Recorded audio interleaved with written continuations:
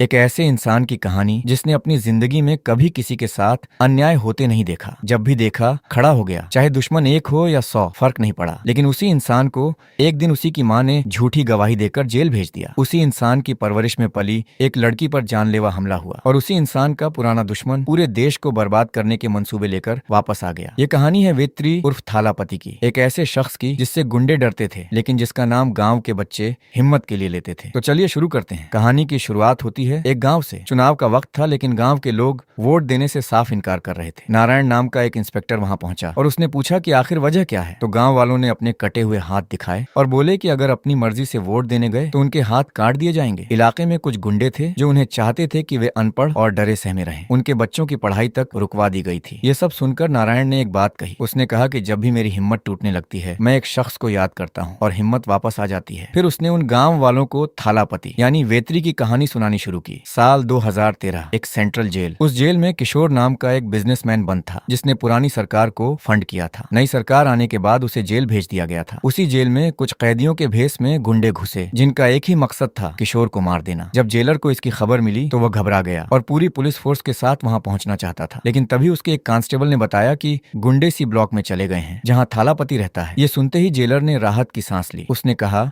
कि फिर चिंता की कोई बात नहीं। और सही में थालापति ने अकेले दम पर उन सभी गुंडों की खूब धुलाई की। किशोर की जान बच गई। जेलर ने यह सब अपनी आंखों से देखा और उसने वेत्री की फाइल मंगवाई। फाइल में एक बात लिखी थी जिसने जेलर को हैरान कर दिया। वेत्री को जेल भेजने में उसकी अपनी माँ की गवाही थी। दूसरी तरफ उसी वक्त वेत्री की माँ उसका इंतजार कर रही थी। वो आखिरी सांसें गिन रही थी और एक ही ख्वाहिश थी कि मरने से पहले एक बार बेटे का चेहरा देख सके। जब जेलर को यह पता चला तो उसने नियमों को ताक पर रखकर वेत्री को उसकी माँ से मिलाने का फैसला किया। अगली सुबह वे दोनों उसकी माँ के पास पहुंचे। जैसे ही माँ ने बेटे को देखा, उसके चेहरे पर सुकून आया और कुछ ही पलों में उसने दम तोड़ दिया। वेत्री समझ गया कि माँ बस उसका इंतजार कर रही थी। उसने जेलर से कहा कि आपकी वजह से मेरी माँ को सुकून की मौत मिली, इसका कर्ज उसे हमेशा याद रहेगा। जेलर का नाम श्रीकांत था। उसकी एक बेटी थी जिसका नाम था विजी। विजी वेत्री से बहुत प्रभावित हो चुकी थी और हमेशा उसके आसपास रहना चाहती थी। वेत्री को भी उसकी परवाह होने लगी थी। एक दिन वेत्री ने श्रीकांत से उसकी पत्नी के बारे में पूछा। श्रीकांत ने बताया कि उसकी पत्नी आर्मी में जाना चाहती थी, लेकिन शादी और परिवार के लिए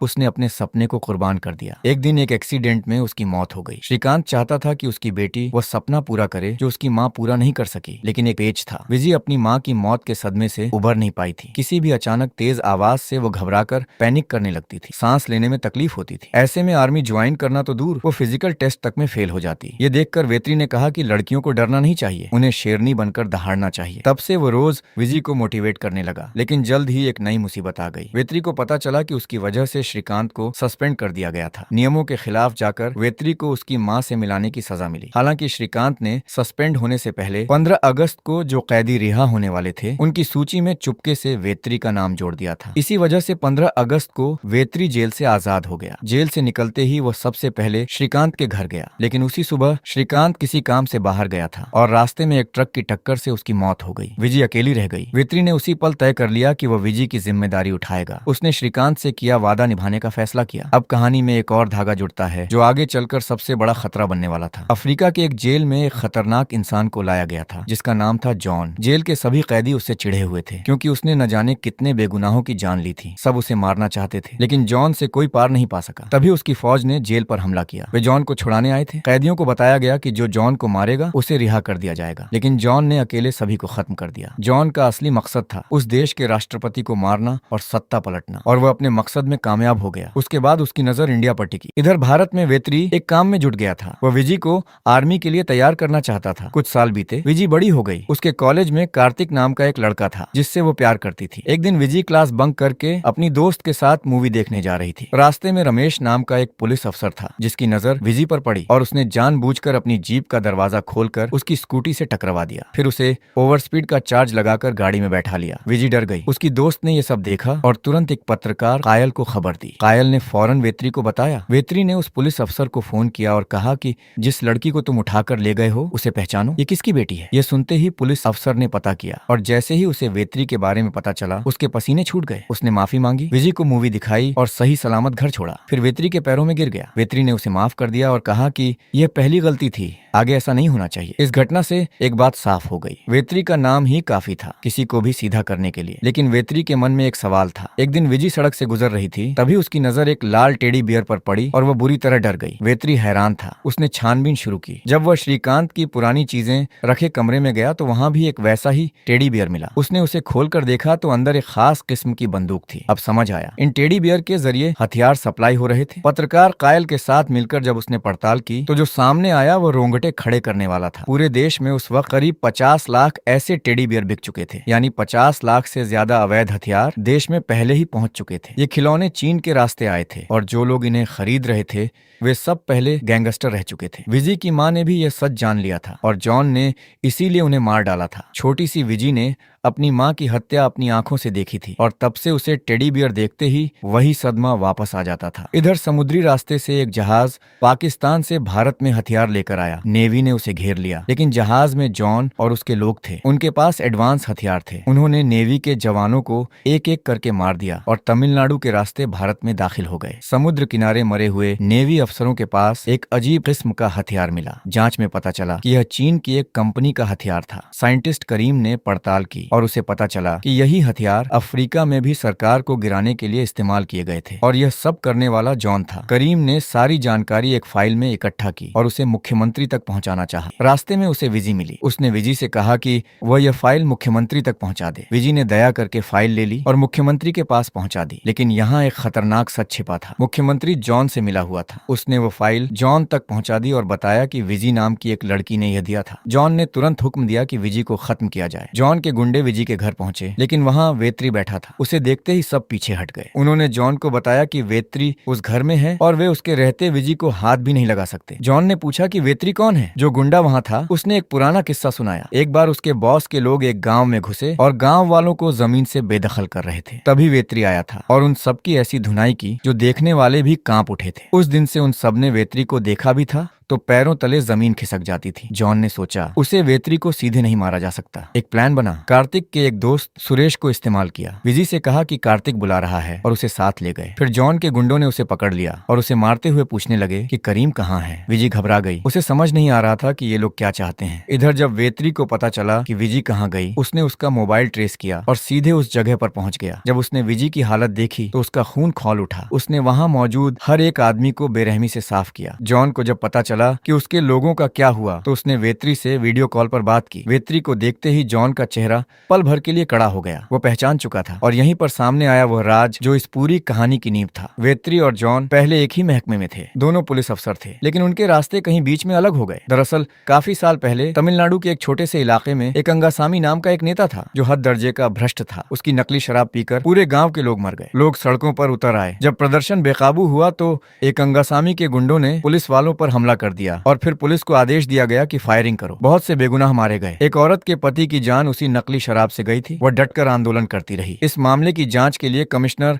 अमरीश पुजारी को भेजा गया और उनके साथ थी डीएम शीला। जब अमरीश एकंगासामी को गिरफ्तार करने उसके घर गया तो उसके गुंडों ने सारे पुलिस वालों को घेर लिया और शीला को पकड़ लिया। अमरीश की सार्वजनिक बेइज्जती की गई। उसके कपड़े उतरवाकर उसे भगाया गया। अमरीश ये अपमान पचा नहीं पाया और खुद को घर में बंद कर लिया। उधर एकंगासामी के बेटे ने उस आंदोलन करने वाली औरत की बेटी को उठा लिया ताकि उसे डराकर चुप कराया जा सके, लेकिन वो औरत नहीं झुकी। तब सीएम ने वेत्री को यानी थालापति को वहां भेजा। वेत्री ने उस औरत को बचाया। एकंगासामी को फोन किया और कहा कि वो उसकी बेटी को छोड़ दे, नहीं तो वो उसे नहीं छोड़ेगा। लेकिन एकंगासामी ने उस बेटी को मार दिया। ये खबर सुनते ही वेत्री का गुस्सा उफान पर था। एकंगासामी ने खुद बुलाया। वहाँ उस औरत को थप्पड़ मारा गया। उसकी मृत बेटी का मजाक उड़ाया गया और एकंगासामी का बेटा हंसता रहा। वेत्री से यह नहीं देखा गया। उसने सबके सामने एकंगासामी के बेटे को एक बार में खत्म कर दिया। बाहर गुंडे पुलिस वालों पर टूट पड़ने वाले थे, लेकिन वेत्री ने पहले से पुलिस वालों को बम दे रखे थे। ये देखकर गुंडे ठिठक गए। फिर वेत्री ने एकंगासामी को कोड़े से मारते हुए घसीटकर बाहर लाया और गिरफ्तार कर लिया। ये सब देखकर अमरीश को अपना अपमान और भी ज्यादा जलाने लगा। उसने सोचा कि जो अपराधी जेल जाते हैं वे कल नेता बन जाते हैं और फिर उन्हीं पुलिस वालों पर राज करते हैं जो उन्हें जेल भेजते हैं। उसने फैसला किया कि अब वह इस खेल को अपनी तरफ से खेलेगा। उसने एकंगासामी से हाथ मिलाया, कहा कि तुम मुख्यमंत्री बनोगे और मैं मंत्री, लेकिन उसके लिए लोगों को धर्म और जाति के नाम पर आपस में लड़वाना होगा। इसीलिए उसने मंदिरों और मस्जिदों पर धमाके कराने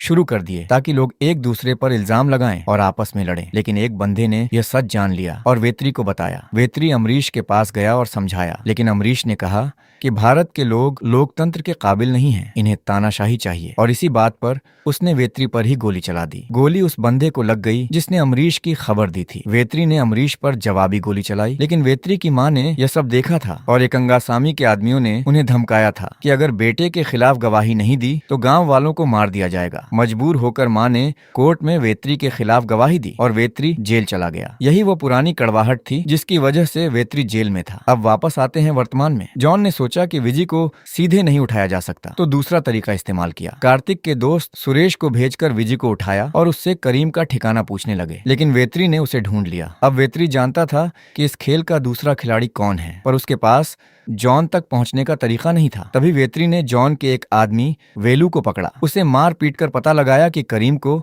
जॉन ने कहां कैद किया है। फिर वेलू को खत्म करके वेत्री करीम के पास पहुंचा। करीम ने वेत्री को बताया कि जॉन का असली नाम अमरीश है, वही अमरीश जो कभी ईमानदार कमिश्नर था और जिसे वेत्री ने गोली मारी थी। गोली लगने के बाद उसने मरने का नाटक किया और एक अंगासामी की मदद से अफ्रीका भाग गया। वहां उसने अपनी पहचान बदल ली, नाम बदल लिया और जॉन बन गया। अफ्रीका में उस वक्त सिविल वॉर चल रही थी। कुछ विदेशी कंपनियां उन देशों में घुसकर उन पर कब्जा जमाना चाहती थी। जॉन ने उन कंपनियों से हाथ मिलाया। जो राष्ट्रपति इन कंपनियों को रोक रहा था, जॉन ने उसे खत्म कर दिया। पूरे देश में हथियार बांटे, लोगों को आपस में लड़वाया, एक एक करके कई देशों पर इसी तरह कब्जा किया। अब उसकी नजर भारत पर थी। करीम ने वेत्री को अपने पास मौजूद एडवांस हथियार दिए, कहा कि यही जॉन के हथियारों का मुकाबला कर सकते हैं। इधर विजी को भी एक मिलिट्री ट्रेनिंग एकेडमी में भर्ती कराया गया। वहाँ का कोच पहले तैयार नहीं था क्योंकि उसकी सोच लड़कियों के बारे में गलत थी, लेकिन वेत्री ने उसे वह बात याद दिलाई जो सबसे बड़ी सच्चाई है। उसने कहा कि जब औरतें बच्चे को जन्म देती हैं तो उस दर्द से गुजरती हैं जो शायद कोई मर्द सह नहीं सकता। यह सुनकर कोच को गलती का एहसास हुआ और उसने विजी को ट्रेनिंग देना शुरू किया। जॉन ने अब अपना आखिरी दांव चला। उसने मंदिरों, मस्जिदों और चर्चों पर एक साथ हमले कराए। लोग आपस में भड़क उठे। सभी को लगा कि दूसरे धर्म के लोगों ने उनके पूजा स्थल पर हमला किया। दंगे शुरू हो गए और जॉन के लोगों ने उन्हीं हथियारों से लोगों को बांट दिया जो टेडी बियर के जरिए सप्लाई हुए थे। जॉन ने मुख्यमंत्री को भी बंदी बना लिया। शीला से कहा कि वह पुलिस स्टेशन बंद कराए और नेटवर्क जाम करे। शीला जॉन की गर्लफ्रेंड थी, वह भी इसी खेल का हिस्सा थी। जॉन के पास चीन से मंगाए रोबोट थे जो आर्मी पर हमला करने लगे। हर तरफ तबाही थी, लेकिन करीम के लोगों ने उन रोबोट की सेटिंग बदल दी और रोबोट आपस में ही भिड़ने लगे। वेत्री विजी को साथ लेकर जॉन के अड्डे की तरफ बढ़ा। रास्ते में ड्रोन हमले हुए, लेकिन वह बचता रहा। जब वेत्री जॉन के सामने पहुंचा तो जॉन ने उसे चुनौती दी। बोला कि जब थालापति ने उसे गोली मारी थी तो वो कमजोर डिप्टी कमिश्नर था, अब वह जॉन है, सरकारें बदलने वाला। वेत्री ने कहा कि जिस दिन वह उसके सामने आएगा उसे खत्म कर देगा, और वह दिन आ गया था। दोनों के बीच भीषण लड़ाई हुई। इसी बीच विजी को भी याद आया कि उसकी माँ को मारने वाला यही जॉन था। उसने भी हिस्सा लिया। शीला हेलीकॉप्टर लेकर जॉन को बचाने आई। उसे रॉकेट लॉन्चर से मार गिराया गया और वेत्री ने जॉन को हमेशा के लिए खत्म कर दिया। कहानी वापस उसी गांव में आती है जहां से शुरू हुई थी। नारायण ने गांव वालों से कहा कि जिस वेत्री ने इस देश को बचाने के लिए इतना कुछ सहा, इतना कुछ किया, जब उसके गांव वाले भी उससे हिम्मत लेते हैं तो तुम लोग इन छोटे से गुंडों से क्यों डर रहे हो? ये सुनते ही गांव वालों के अंदर कुछ जाग उठा। उन्होंने उठकर उन गुंडों की ऐसी खबर ली कि वे भाग खड़े हुए और फिर वे सब मतदान करने निकल पड़े। लोकतंत्र की जीत हुई।